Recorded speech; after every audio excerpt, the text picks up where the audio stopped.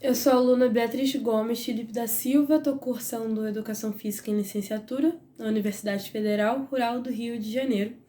Esse é um vídeo para a disciplina de Fisiologia do professor Anderson e esse vídeo vai ter como conteúdo principal as células e as suas funções. Antes da gente entender sobre as funções das células, é importante que a gente entenda o que são as células.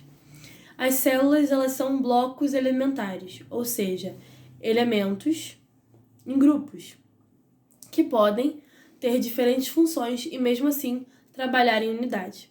Essas diferentes funções são nutrir, produzir energia, reproduzir, proteger.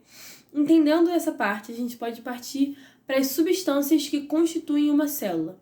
Essas substâncias são água, eletrólitos, proteínas, carboidratos e lipídios. Entendendo o que constitui a célula, a gente pode partir para a estrutura, que é membrana celular ou membrana plasmática, citoplasma, membrana nuclear, núcleo, nucleolo e nucleoplasma.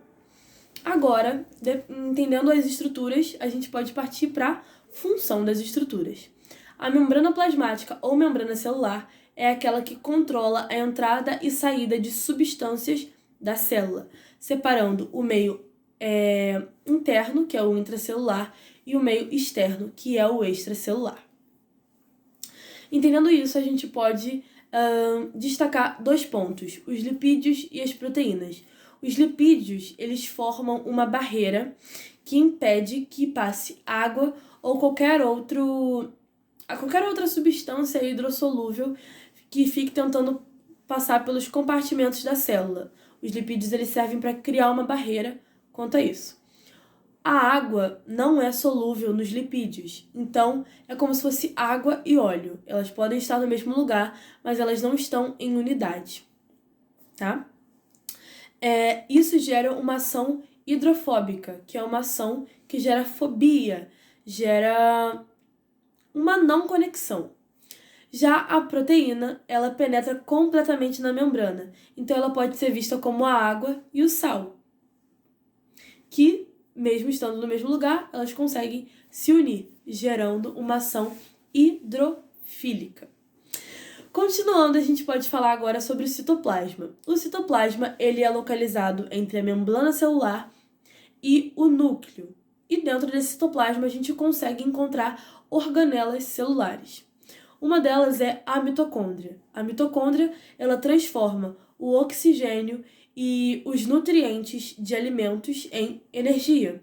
Já os ribossomos são responsáveis pela produção de proteína. O retículo endoplasmático é responsável pela síntese e o transporte de substâncias na célula. Existem dois tipos de retículo endoplasmático: o granular e o agranular. O agranular, ele é responsável pela síntese de lipídios e o granular é responsável pela síntese de proteínas. O complexo de Golgi armazena e elimina as substâncias que são justamente produzidas pelos ribossomos e pelo retículo endoplasmático. Os lisossomos são organelas que possuem enzimas digestivas que transformam os materiais vindos de fora da célula ou de organelas celulares mais antigas. Até aí, chegamos. Para que haja atuação do lisossomo nas digestões de partículas, ocorre o englobamento das partículas. Isso acontece através da expansão da membrana plasmática, que ao se fundir, engloba a partícula e traz ela para o interior da célula. Nesse período, a gente vai destacar duas coisas, a fagocitose e a pinocitose. A fagocitose, ela engloba partículas sólidas e a pinocitose engloba partículas líquidas.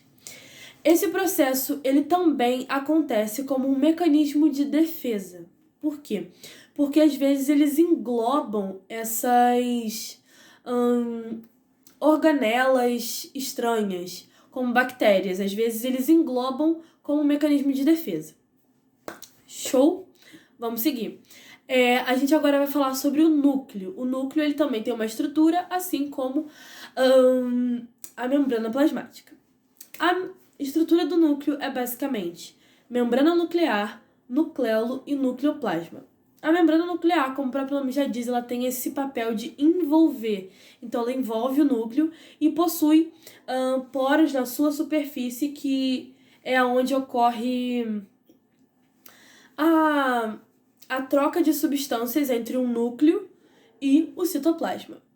O núcleo, ele regula as atividades celulares. O nucleolo é um círculo redondinho, né, óbvio, que forma... Ele é responsável por formar os ribossomos, que são aqueles responsáveis pela produção de proteína.